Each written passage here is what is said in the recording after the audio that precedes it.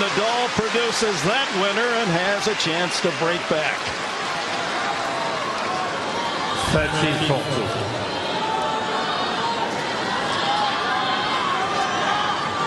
Against any other player in the world, he would have already won this service game. 2 ridiculous points by Nadal.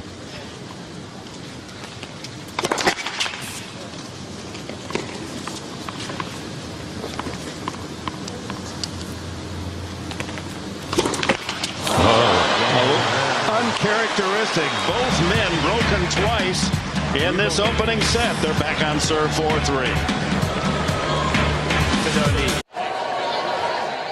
Melbourne Park, in the heart of the Queen City of the South.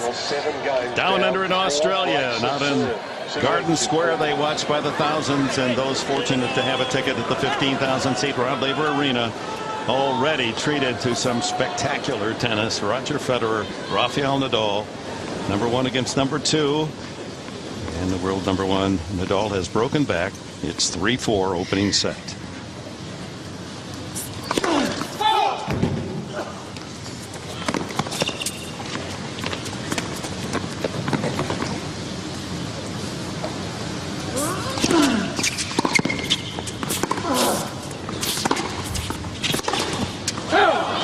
That's an excellent return. And it's not just stepping around to hit the forehand when you know it's going to the backhand, Dick, but it's a return like that from the backhand taken early and had Nadal on the defense right from the start. When is Rafa going to test the center line on a serve?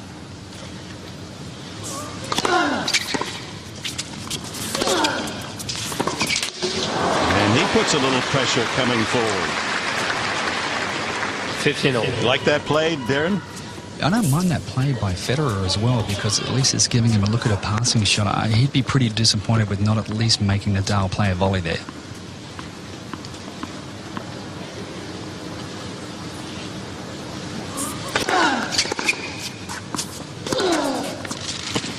I don't know if you can tell also, but the players are playing with new balls, so that ball's flying through the air a little quicker than it was a couple of minutes ago.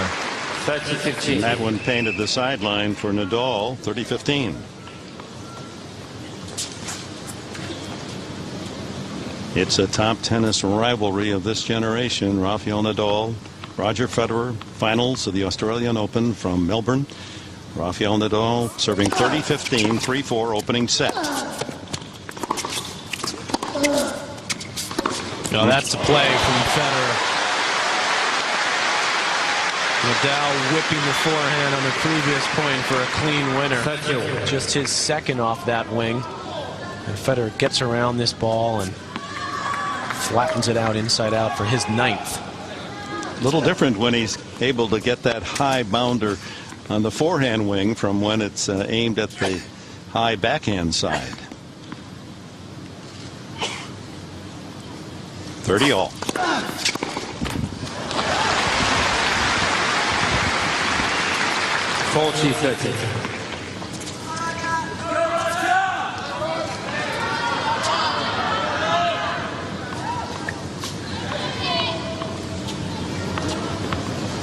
Federer knows where it's coming.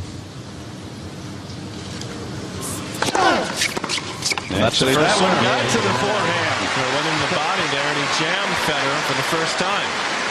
It's 4-all. 4 games. Big difference also with the return of Roger, because those serves not overly big, 194 and 187, the last 2 first serves, and normally Roger would be content to chip that ball back into play and use his speed to recover on the next shot, but he cannot leave that first ball hanging and give Nadal the first shot. So he's making a lot of errors at the moment coming over the returns, trying to be a little aggressive. And that takes him out of his comfort zone, Darren, because Federer doesn't have to do that against anybody else on the planet.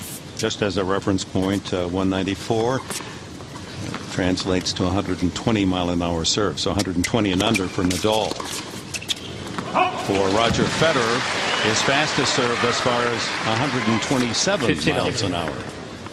Fastest of the match for Nadal, 120.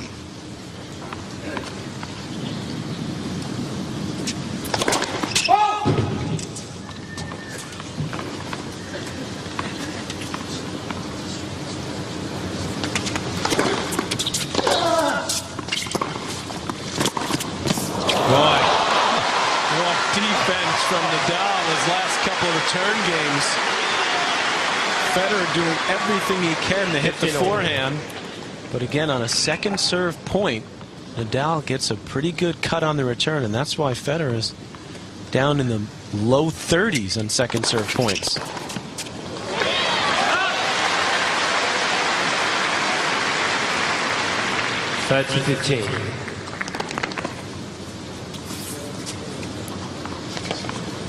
That's the kind of direction Federer needs on that first serve. 127.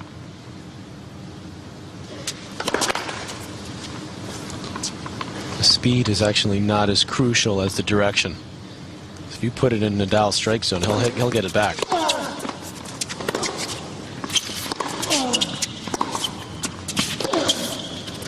It's long.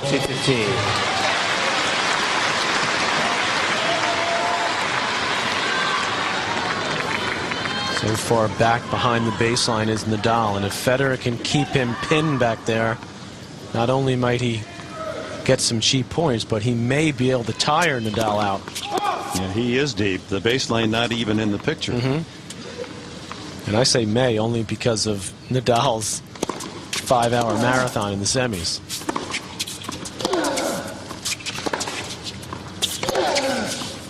That wicked angle for Rafael Nadal. It's his 5th Australian Open, and he's just moved up the ladder each year. Started, lost in the 3rd round, then the 4th round. Following year to the quarterfinals, last year to the semifinals, and now to the finals. So he just moved as his game has progressed. Yeah. Federer able to hold. Are they heading to a first set tiebreak? On serve 5-4.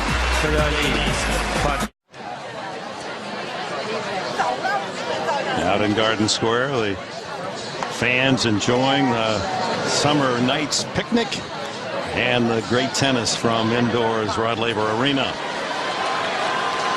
Rafael Nadal, Roger Federer. Each has been broken twice in this opening set. You don't say that often about their matches. And now the pressure on Nadal at 4-5 deep into this opening set.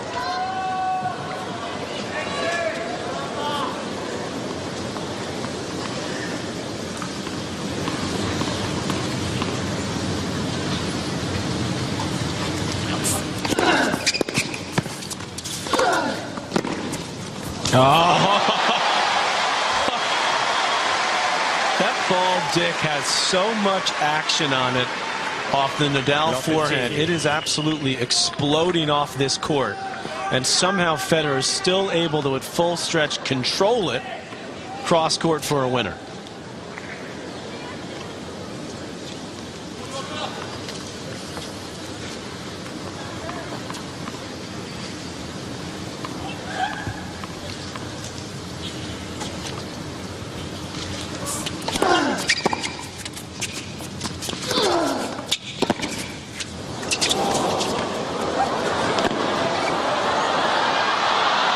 Just long.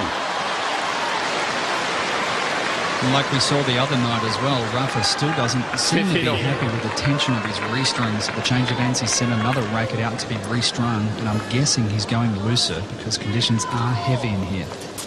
He had about, what, 10 strung in the last match, Darren.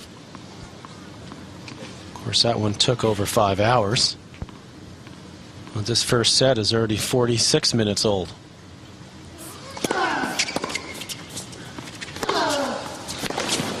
That's a shot that Nadal has really improved on the hard court and on grass. That ability to step into the two-hander and rip it cross court.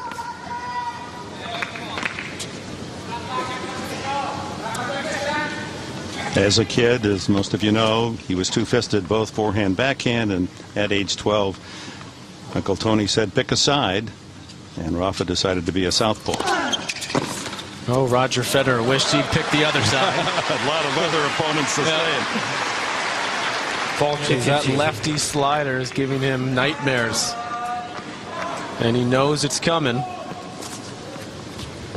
He gets it so wide you can't run to downtown Melbourne to get in position to hit a forehand.